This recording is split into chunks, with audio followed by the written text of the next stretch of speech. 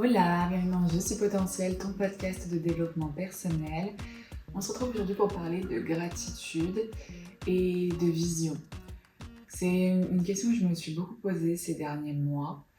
Pour ceux qui suivent les épisodes de façon régulière, vous savez que je suis passée par une phase de remise en question par rapport à ma définition du succès, euh, au rythme et à l'investissement que je mets dans mon business, au rééquilibrage de ma vie de façon large.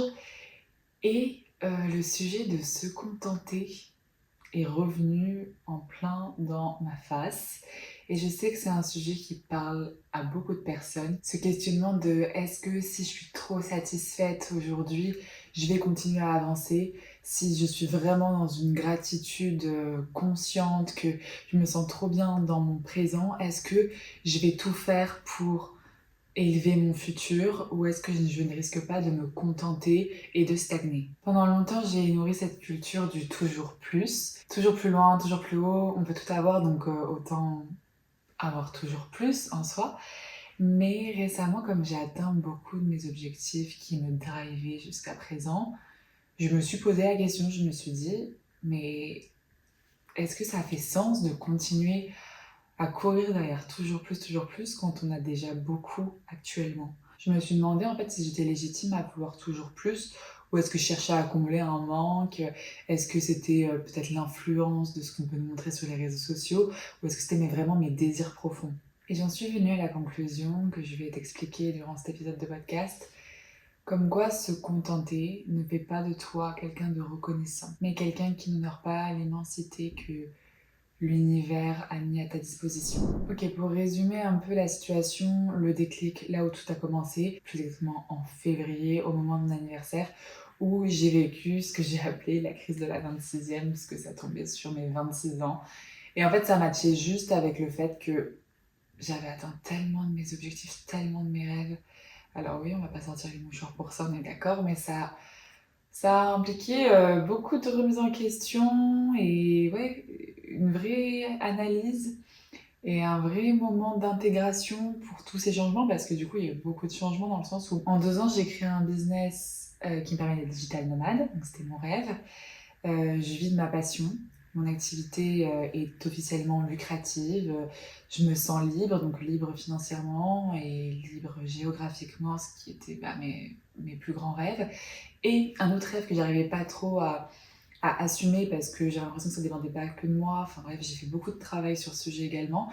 Et aujourd'hui, j'ai cette relation épanouissante, cette relation amoureuse dont j'ai toujours rêvé. Et voilà, du coup, je me suis retrouvée dans ma villa à Bali, à mes 26 ans, en train de me dire, bon ma cocotte, évidemment que tu n'as pas plié le game, qu'il y a toujours plus, que je peux faire mieux, que je peux faire différent.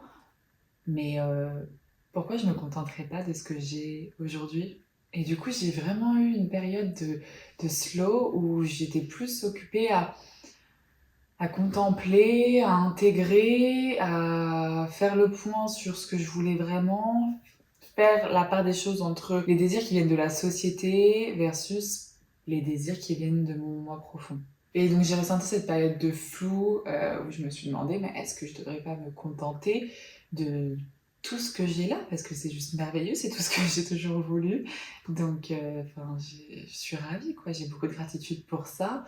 Euh, on va pas non plus toujours se mettre la pression éternellement, courir, sans jamais prendre le temps d'apprécier ce qu'on a. Sauf que je me suis rendu compte, donc au cours de ces dernières semaines, donc ce début d'année 2025, que me contenter me faisait perdre mon feu intérieur, me faisait perdre mon énergie, la stimulation que je ressentais dans mes projets, vraiment ce goût pour l'aventure, pour l'inconnu.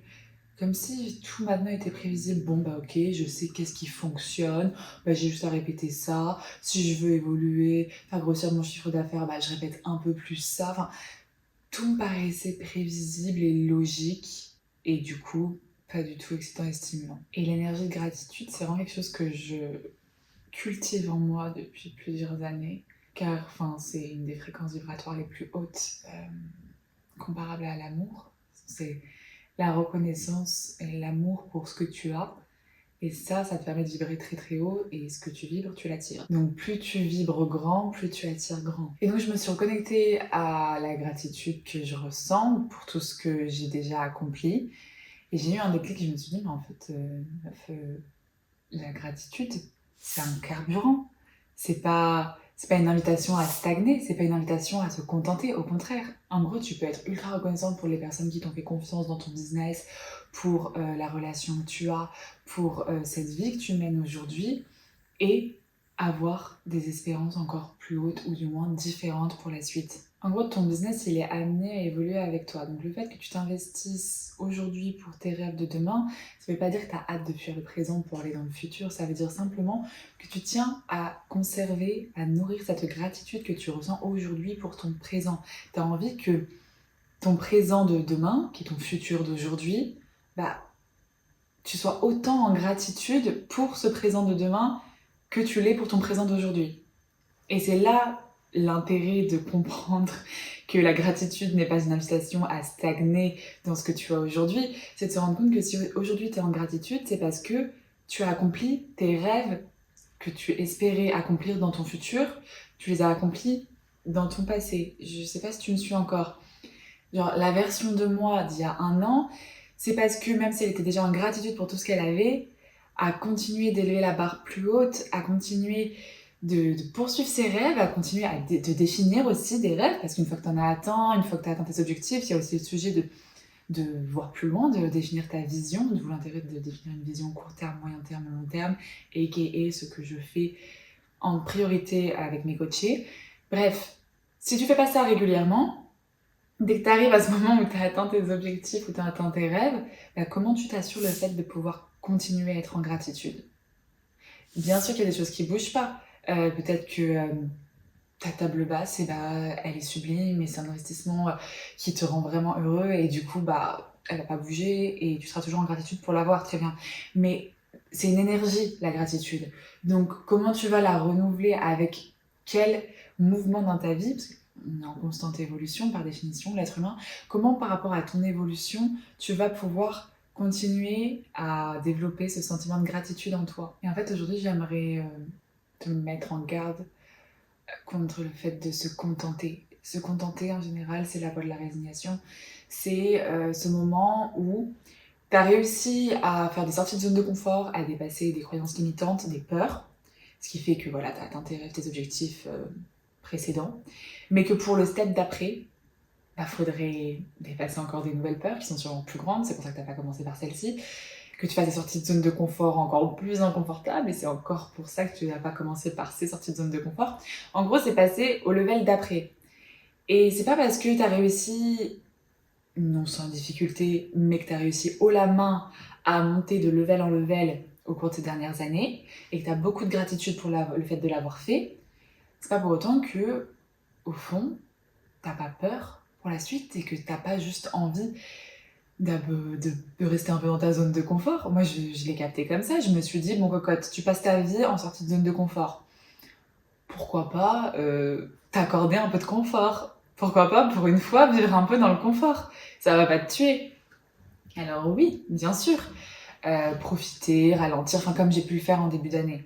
Mais à long terme, c'est pas viable. À long terme, pour des personnes qui cherchent à être stimulées et à leur plein potentiel, ce qui est censé être ton cas si tu m'écoutes, si tu veux vraiment avoir cette vie vibrante dont tu es fière, c'est tellement, mais tellement, tellement important de repartir dans cette dynamique de je me dépasse, cette dynamique de je me sors de ma zone de confort et je me découvre. Parce qu'en plus, là, ce que tu as fait dans le passé et qui fait que tu as atteint certains objectifs aujourd'hui, c'est des sorties de zone de confort qui sont devenues ta zone de confort, puisque maintenant tu le fais assez facilement. Bon, des fois, ça peut être quand même un petit effort, mais ça n'a rien à voir avec ce que c'était avant. Donc, ça t'apporte pas le même niveau de fierté, le même niveau de satisfaction quand tu le fais.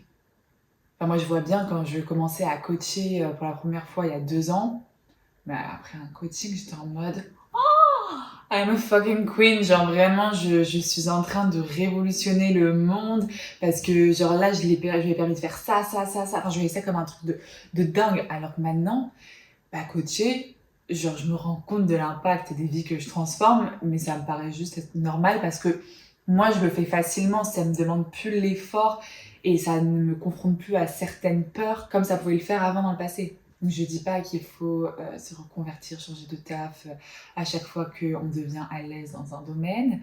Je dis simplement qu'il faut faire attention à ne pas laisser la gratitude pour tout ce qu'on a accompli au cours de ces derniers mois, ces dernières années, stopper notre évolution. Au contraire, la gratitude, c'est un moteur dans le sens où ça te met, ce sentiment, cette énergie te met tellement dans une émotion positive, dans des vibrations qui sont hautes, que ça te permet de créer et de recevoir encore plus grand. Donc l'idée, ce serait de capitaliser là-dessus. Tu peux te régaler de tes petits plats maison, adorer ton lit, ton canapé, l'appartement, la villa dans laquelle tu vis, et espérer, aspirer à un niveau de confort supérieur dans les prochaines années.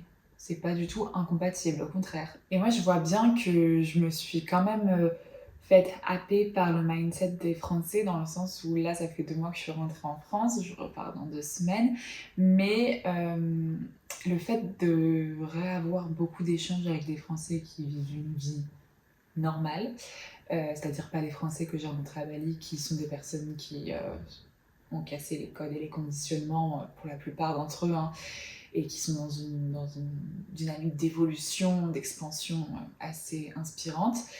On va dire le commun, le français lambda. Comme tout le monde, il a ses croyances limitantes, il a ses peurs, et pour le coup, la plupart des Français, ils sont pas très initiés au développement personnel.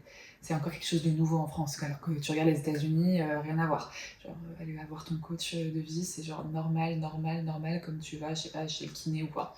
Alors qu'en France, ça reste un truc un peu spirituel, abstrait. Bref, du coup, ça se ressent. Et dans les échanges que j'ai eus, évidemment, les limites des gens avec qui j'échange, bah, ils me les renvoient. Ils vont pas clairement me dire que je suis delusional, que voilà, j'ai la tête dans les nuages et que je suis pas réaliste, mais ça s'entend, ça se sent, ça se voit que si je partage par exemple mes rêves, mes ambitions, que bon, voilà, il faut quand même se rendre compte qu'aujourd'hui, je vais mieux que 90% des Français, que nanana. C'est vite l'énergie de bon, on va se remettre les pieds sur terre. Déjà, si t'arrives à faire ça, c'est déjà bien. Enfin, c'est des discours comme ça qui m'avaient pas manqué, mais bon, qui font partie de. Il y a des bons et des moins bons côtés partout. Et du coup, c'est ça qui m'a fait aussi me challenger sur ce sentiment de bon, ma cocotte, toi qui prônes la gratitude, est-ce que tu devrais pas quand même déjà te rendre compte que tu vis une vie qui des centaines de milliers de personnes rêveraient de vivre et que c'est déjà bien. Donc voilà, j'étais un peu tiraillée entre ce truc de bah Morgane, tu sais à quel point c'est important d'être en gratitude, c'est quelque chose que tu cultives au quotidien, mais est-ce que ça veut dire se contenter, tout ça? Donc un peu ce que je t'expliquais jusqu'à présent. Et en fait, ça m'a menée à être un peu perdue, à être un peu dans le flou. Qu'est-ce que j'ai fait? Bon, déjà, j'ai ralenti. Parce que j'avais eu donc des journées de travail assez intenses récemment et que du coup il y avait quand même une petite perte de sens qui se faisait ressentir, vu que je me disais mais attends, ça te va ce que t'as, alors pourquoi tu devrais t'arracher, te donner pour avoir plus si t'es bien en gratitude pour ce que t'as. Enfin, je me suis dit oh là là là là là là, que faire. Donc pendant 3 jours, ça peut peut-être paraître rien du tout pour certains, mais en tant qu'entrepreneuse c'est beaucoup. En 3 jours j'ai coupé. J'ai coupé, je suis allée dans le sud de la France, vers Saint-Raphaël, pour ceux qui connaissent, dans les Stérels, c'est magnifique, c'est là où j'ai tous mes souvenirs d'enfance et d'adolescence. Et j'ai passé beaucoup de temps du coup en nature, à faire du sport, à voilà, prendre du recul et faire le point du coup sur ce que je te disais tout à l'heure, ma vision. Un point qu'il y a à faire régulièrement, et en me posant sur ma vision, je me suis donc réautorisée à rêver. Parce que quand tu es dans la routine du quotidien, peut-être que voilà, tu te contentes d'entretenir, de stabiliser. Parce que tu dis c'est déjà génial, parce que déjà si on peut stabiliser ça, c'est incroyable. Au lieu de t'autoriser à rêver grand et donc d'attirer plus d'abondance à toi. Le fait de me reposer sur ce que je vois pour ma vie dans 6 mois, dans 1 an, dans 5 ans, bah, ça m'a reconnectée à mes rêves et ça m'a fait tellement, tellement bien. Parce que du coup, j'étais tellement en gratitude de m'autoriser à rêver grand, tellement en gratitude de me mettre dans un état émotionnel qui me permette d'attirer encore plus d'abondance et d'avoir un impact encore plus grand sur le monde. Puis du coup, j'ai vraiment déconstruit ce truc de « Ah, mais ça veut dire que t'es pas reconnaissante parce que du coup, tu veux plus de plus. » Non, c'est justement parce que je sais à quel point j'ai du potentiel en moi et que j'ai beaucoup de gratitude pour ça que je décide de l'honorer en ayant des projets de vie qui sont en accord avec mon potentiel. C'est un peu genre, t'as une fleur, même si elle a grandi, que c'est plus une petite graine, tu vas continuer à l'arroser, tu vas la laisser continuer à rayonner, à se développer. Peut-être qu'elle va faire d'autres bourgeons, peut-être qu'elle va rien faire, on ne sait pas, mais continue à lui donner de l'eau, continue à lui donner du soleil. C'est pas parce que tu as déjà atteint un certain stade que tu n'as pas le droit de continuer à t'apporter tout ce que tu t'apportais à l'époque où tu étais encore dans tes tout débuts, quand il y avait tout qui était à faire. En gros, le message, c'est t'as pas besoin d'avoir une vie de merde, d'être en PLS pour pouvoir te donner le meilleur pour t'élever. Genre, même si t'es très très bien dans ta vie, même si t'as beaucoup de gratitude pour tout ce que tu as aujourd'hui et qui tu es, continue à te donner le meilleur. Continue à investir sur toi. Continue à prendre soin de toi. Entretiens cette flamme. Voilà, donc ça m'a fait vraiment un bien fou de m'autoriser à rêver grand de nouveau. À me dire que oui, j'avais fait de grandes choses, que j'avais beaucoup évolué au cours des dernières années, mais que c'était juste une première étape. Et c'est ok. Voilà, donc le message vraiment à retenir aujourd'hui, c'est tu peux être comblé pour ce que tu as aujourd'hui, ressentir de la gratitude, vraiment être en reconnaissance pour tout ce que tu as et qui tu es, et vouloir plus. En sachant que en tant qu'être humain, tu es en perpétuelle évolution. Donc ce qui te comble aujourd'hui, ce n'est peut-être pas ce qui te comblera dans 3 ou 4 ans. Donc c'est important de rester à l'écoute de ses besoins, de suivre son développement personnel, d'être à l'écoute de soi, des transformations qui se jouent en nous pour pouvoir aligner son monde extérieur à son monde intérieur. C'est ça, ce sentiment d'alignement.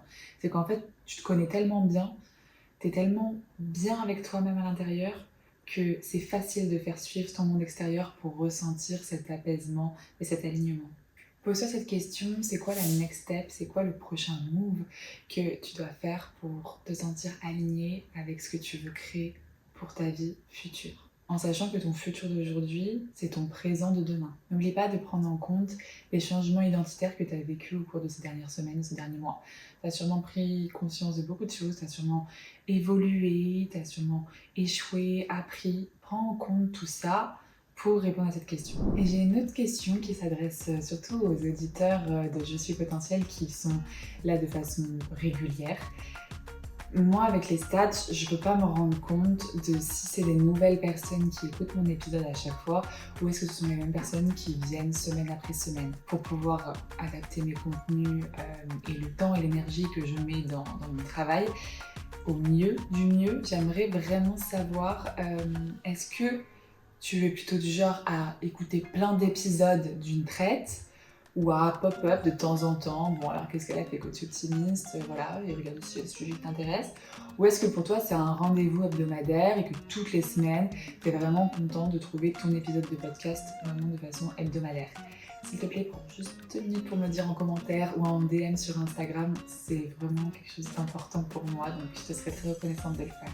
Et si suite à cet épisode de podcast, tu te rends compte que tu as besoin de plus de clarté sur tes rêves, ta vision, que c'est un peu flou pour toi et que tu as vraiment envie de te mettre dans les meilleures conditions pour passer au level d'après, pour ton évolution, je t'invite à réserver ton diagnostic mindset. Je te mettrai le lien en description de cet épisode et on pourra faire le point ensemble sur tes rêves, tes ambitions et définir les premières étapes pour que tu puisses avancer vers la version potentielle de toi la plus épanouie. Cet épisode est terminé, j'espère qu'il t'aura plu. Je te fais des gros bisous, je te dis à la semaine prochaine pour un nouvel épisode.